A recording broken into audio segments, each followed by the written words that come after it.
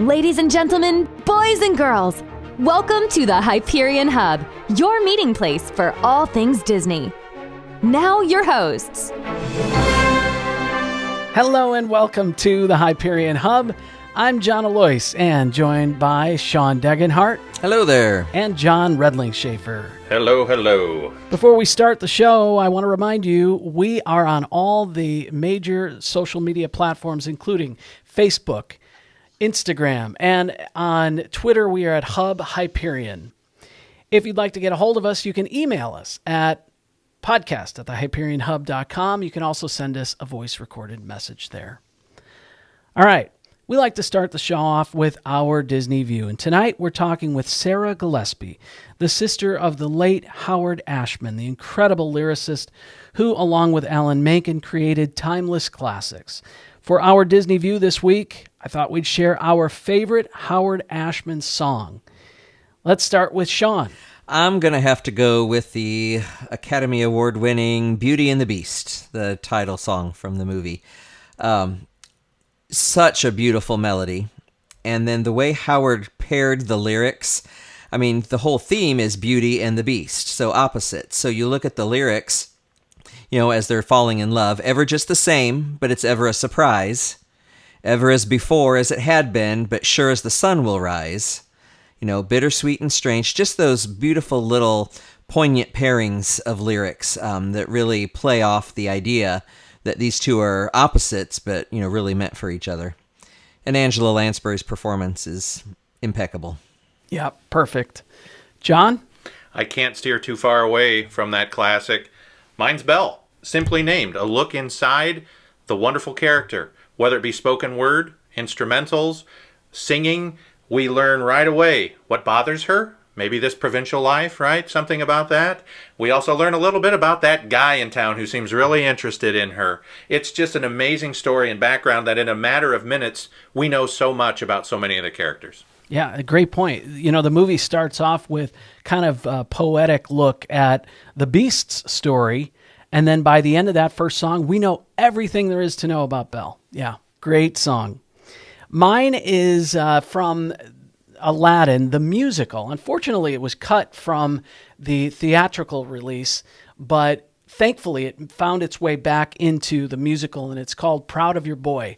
And another one of those moments where we truly find out who Aladdin is, and he wants to be something more than what he is. And his mother, who had passed away, he wants to make her proud. And it's everything that you want to know right there in the song. And special for me as well. And maybe we'll find out what Sarah's favorite Howard Ashman song is.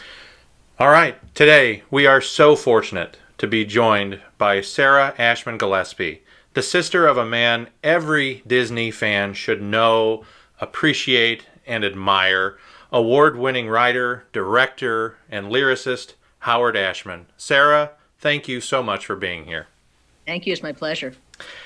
We were fortunate to have Don Hahn as an earlier guest on our show, and we absolutely love talking with Don about many things, but particularly his film on Disney+, Howard, a film about your brother, which you have a significant role in, kind of discussing Howard's life.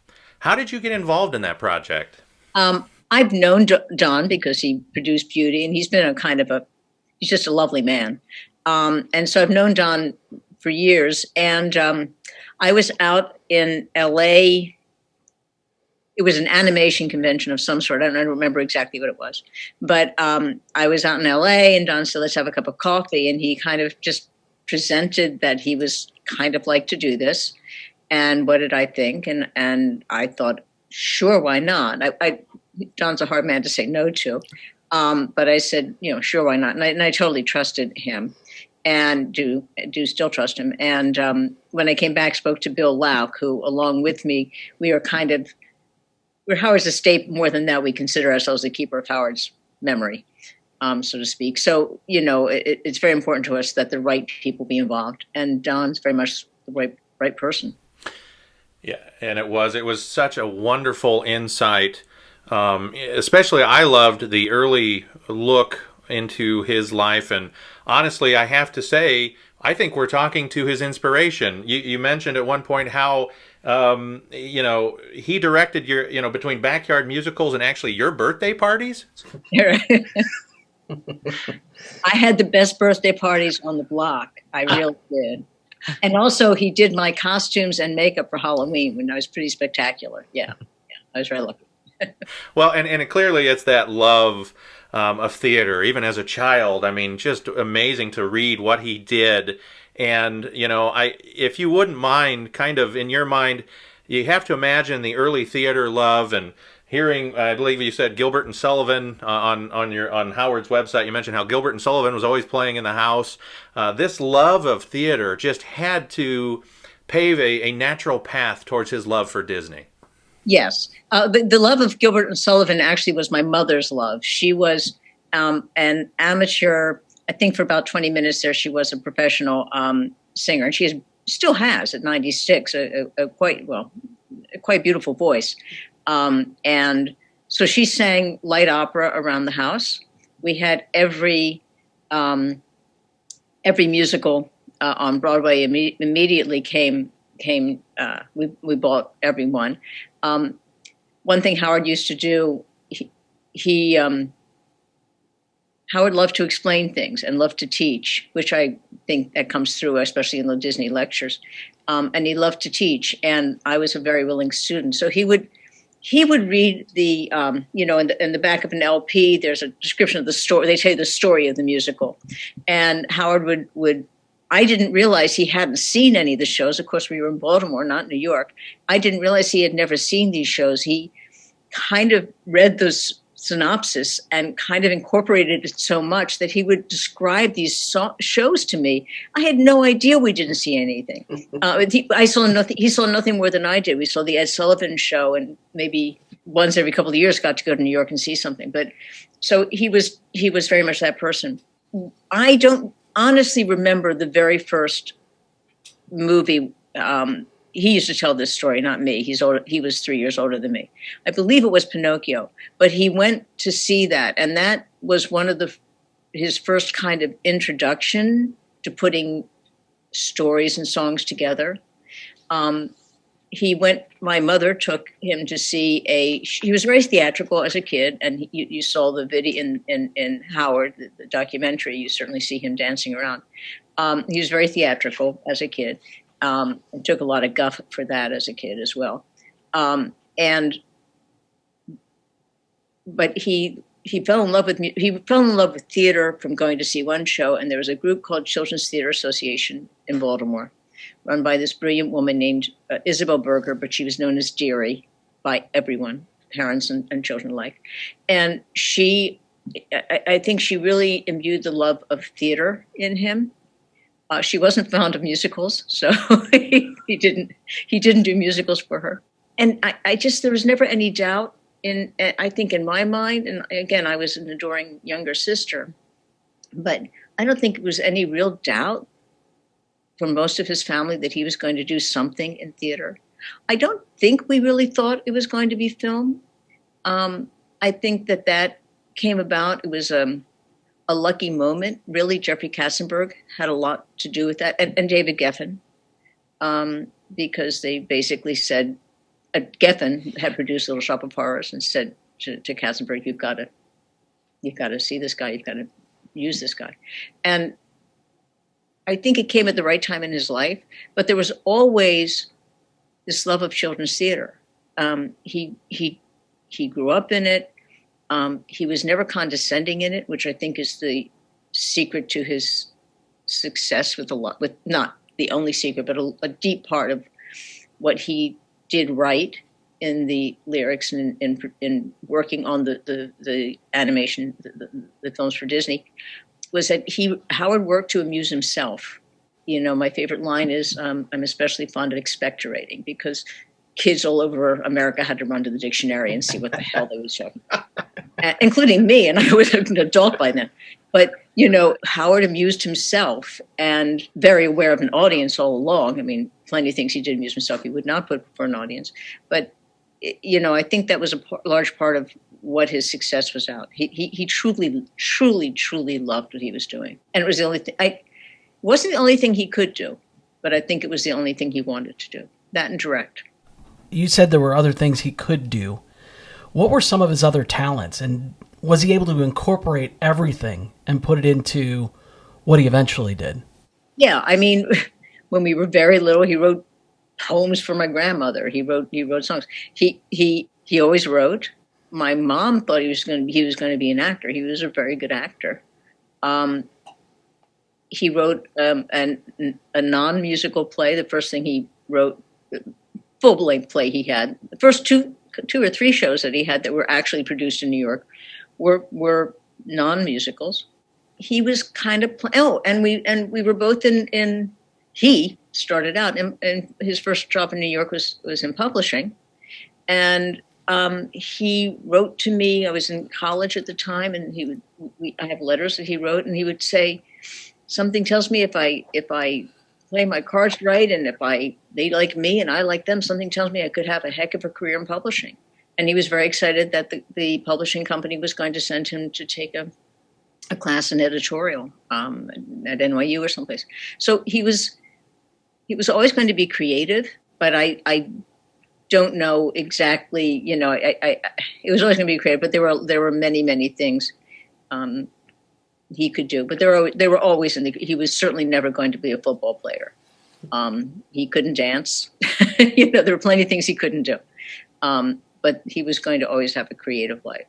I'm grateful to Disney. I'm grateful that he had the career he had, because everybody kind of learned about this wonderful man I knew. But I actually do believe, had he stayed at the WPA and WPA was the theater he and a few other people started in the city back in the 70s, a little off-Broadway theater. And I think if he had stayed doing that, but he was directing and he was writing, I think he might have been just as happy, honestly. It was never for him about success. I mean, no, that's not fair. He loved success. He was very much enjoyed himself. But I don't believe he ever did those things to be famous, to be a star, or even to get rich. I think he did those things because he loved those things. And if I may interrupt myself, the other thing he did very well was he was a really good cook. And every one of his shows has a food song in it. Be Our Guest. What's the one that the chef sings? Le Poisson, Le Poisson. Little Shop is all, obviously, Feed Me. He was kind of obsessed with food, too. Following up, when you're talking about how he was never really concerned with the success, he just enjoyed it all. So from childhood, sitting, watching Disney movies, being involved in theater, producing shows, doing whatever he could, was there ever a moment in his career when Howard said, this is it? This is what I'm supposed to be doing. This is what I love. Or was it everything? I think he talks about this again in an interview that Don found in Howard, in the documentary. It's always funny for me to call the movie Howard. I have trouble with it, but in the documentary. But where he'd always kind of fooled around with lyrics and things, but he never really sat down to do lyrics until he was working with a man called Dennis Green, who had written lyrics for an off-Broadway show Howard had worked on. And then they were going to work together on God Bless You, Mr. Rosewater, which was the first show he wrote with Alan Menken. And Howard and Dennis were writing lyrics. And Dennis tells the story. I'm not telling stories from him. Dennis finally said, you know what? You should go do this. you can do this. And Howard kind of took over the lyrics, although Dennis does, rightly so, have some credits in Rosewater as co-lyricist. But, I think that he really fell in love with doing that, and he found out he was good at it. And I actually think he truly loved directing. And I think what he liked in working on the Disney films, he was not at all the director, but they were nice enough to listen to him and do what he said. He really did like when people did what he said. They were nice enough to kind of listen to him and let him kind of go off and on a tangent. Not always, the powers that be were not always happy about that, but I think that's what he loved, is that it was like he got this giant toy box to play in. So he was a storyteller, but he did that through his lyrics. And I remember Don talking about that, how everybody listened when Howard was talking. Yeah, he did have that effect. And I think when you said inspiration, I wasn't, but I do believe I was his biggest and remain his greatest fan. And partly because I just like to listen. But yes, he had that effect on people, and on most people I know. I mean, I'm sure there are people who really didn't like it, but by and large, most people I know basically liked to listen to him, and he would always gather people around him, or people would gather around him, because usually where Howard was fun. I used to say to him on the Little Shop days when he did have success, that he was the only person I knew who actually got better with success. He just had more fun. Well, and that is why, that the film is just so incredible, because we're building this arc for those of our listeners who don't realize or fully appreciate what Howard has done. I mean, we could go on for hours to talk about this, but I think when you talk about him being a pivotal role in the renaissance of Disney animated musicals and developing, such things as The Little Mermaid and Beauty and the Beast. My goodness, when I told my wife, who we were talking to for this episode, here's a redheaded girl who grew up in the 80s and 90s. Oh boy, you can about guess what her favorite movie is. It's the beauty of, certainly he wasn't always feeling 100% there during those times, but what an amazing fortitude to power through and tell those stories with all he was going through. Well, I think fortitude, and I actually think it's what kept him going. A large part of it is he really did love the work. And I think, I was thinking about this earlier. Unfortunately, the people who worked with him at Disney, except for the people in the creative beginnings of Mermaid, by the time he was promoting it, he already knew he was already ill. But they got to see him. They got to see the person who, he wasn't always sick, but who was struggling with a mortal illness, and they didn't see the other person. So there's always a very skewed view when you get to Howard's Disney years. He was not all fun and games. He was not all goodness and light. He could be nasty, and a lot of his wit was cutting. But he also, as I say, he was, people gathered around him. And he was he didn't try to be the center, but he was just more fun around him. I moved to New York because Howard told me to move to New York. I did whatever Howard told me. But I was thinking about it, and I wasn't sure, and I wasn't happy in Baltimore, and he finally said, just move to New York. You look like all the other women here. Just move here. But really, and he got us all jobs. And when we had this wonderful little thing going, we would get each other jobs, and he would write freelance stuff for me, and it was just fun to be around him. And those days are what don't get talked about much. I mean, what I loved about Don is he let us talk a bit about that, but. Once it goes into the Disney years, it becomes kind of somber almost, because it was a somber, difficult period, obviously. But one thing I always like to make very clear is that Howard's death was tragic, but his life was not. And I do think we have to keep that in mind. Well, and I think that I was a sophomore in high school when Beauty and the Beast came out. And I was interested in theater and, doing music and everything. But that was my first, I think, Howard Ashman musical that I had seen in the theaters.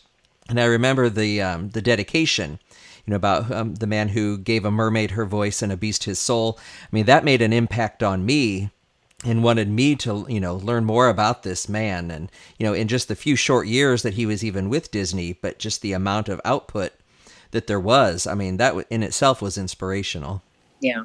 I wasn't prepared for that when I saw a screening, and that was just, yeah. Of course, it was so soon after Howard's death. The making. I don't remember. I remember him working on the first treatment of Aladdin, which was way before Beauty, and I think it was while they were working on Mermaid. I remember him working on that and talking about that and being disappointed that it wasn't picked up. But I don't remember him actually working on Aladdin. But I very much remember him working. I think the thing I remember him working most on was Beauty, because by that time he was living in New York. I was seeing him more. He was sick, and so I was there more. And we would watch the pencil roughs. They would send him pencils, and we'd watch. But yeah, so Beauty is for me a lot of significance. And you really want to be a sentimental slob. One of the last gifts he gave me was a beautiful. I think it's I don't know. It's silver and it's very fancy, but it was a rose that would last forever. When he gave it to me, he said, "You know why I gave it to you, and why I gave that to you." And I just said, because it'll last forever. So that was kind of Beauty for me. Mm-hmm. Wow. One of the things that's fascinating to me, and you've talked about it a little bit, his directing. The fact that he was able, there's some wonderful footage of him working with Jodie Benson and, doing what the directors would typically do, but he was working with her while she was performing Part of Your World. And I think he helped create that character, not only through his lyrics, but through his directing. And if you really kind of break down Ariel, she's kind of a snotty brat at the start of the movie. She really is. And then after Part of Your World, she becomes endearing, and we kind of fall in love with her dream. And that's because that's one song that changes our minds about her. And so to have that ability to step in and direct is almost underappreciated, in a sense. Yeah, I agree with you. And Jodie, I'm always so struck when Jodie talks about that, because in theater it's just not. I was taught, that the director doesn't give line readings. That's most actors don't want directors to give line readings. And Jodie does say at one point, Howard started, and she just said, Howard, just tell me what to do. Just give me the line reading. I will do it. And I think that's because Howard, all good artists, I think, are empathetic. And he had a great deal of empathy. And when you were talking about stories, Howard would make up stories. I mean, I thought our family was fascinating. It turned out our family was like any other family. But our family was fascinating because he would tell these stories about our family and make them fascinating. And what he was a storyteller. But also what he was, you're right, was a director in everything. That goes back to him telling me what to do. The other thing, at least in theater, and I imagine, and especially in animation, I would imagine on film sets as well, they become little families. And certainly when you're doing a show, it's a little family. And the director is the daddy. And Howard really was a very paternal man. And maybe that's part of what he liked doing children's theater. And he liked doing children's theater when he was a child, but working for children essentially, which is what he was doing. But there was that creation of family, and I think that that was part of what the appeal was to him. And being the director, he liked being the leader of the ship. He knew what he wanted. He really was very sure what those movies should look like, and he didn't want to step on anybody's feet. And God, I don't want to take anything away from any of the directors of those. I mean, they of the animated films, I think they sometimes get short shrift, and they put so much together. It's an amazing thing they do. But in terms of just of the character, and that's what Howard wanted to grow and to make happen. He was in awe of what animators did. He would bring. I actually worked in comics and newspaper comics, so he would bring me, things like, do you see how great this guy is? I think he was trying to, again, make something happen for this animator who maybe wanted to be a cartoon. I mean, a newspaper comic too. So, he was really in all of what they did. One of my favorite clips, and I don't remember if it was in Howard or if it was in a bonus feature or something, but talking about Howard coaching Paige in Beauty and the Beast, and he just said, Barbara Streisand. Yeah. And, on new and a bit alarming. And he knew exactly one syllable in the whole show. He knew exactly how he wanted it to sound and what it should be. And I love that. He heard it. He heard it. And that's why his demos that he did with Alan were so wonderful. He was talented and he was a good mimic and a good singer, but it wasn't about that. It was about embodying those characters and performing it the way he wanted it performed and the way he wanted to hear it. I have to ask, do you have a favorite song of Howard's? Every time I'm asked this, I remember one when I think of it when I but I'm going to disappoint you. It's not going to be a Disney one. That's okay. He did a song called Daughter of God, and it's gospel-esque. He wrote it with Alan, and it's just beautiful. That and In Smile, which he wrote with Marvin Hamlish, there's a song called Big Bob's Song.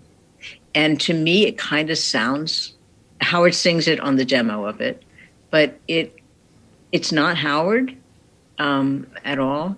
But there's a sweetness to it and an understanding of wanting to be good, wanting to be a good guy that I really love in that song.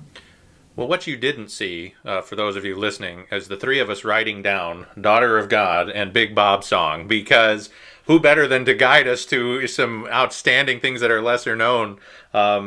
Sarah, we can't thank you enough for joining us tonight, sharing these memories, whether it be in the film or even tonight. Please know there are three podcast hosts that are joining you here who just love your brother's work, and just wonderful to have you to talk about his legacy, his memory, and let's be honest, his work has done nothing but bring joy to all of our hearts and minds for so many years, and will continue to do so.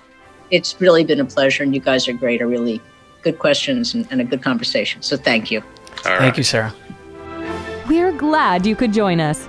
We'd love to hear from you.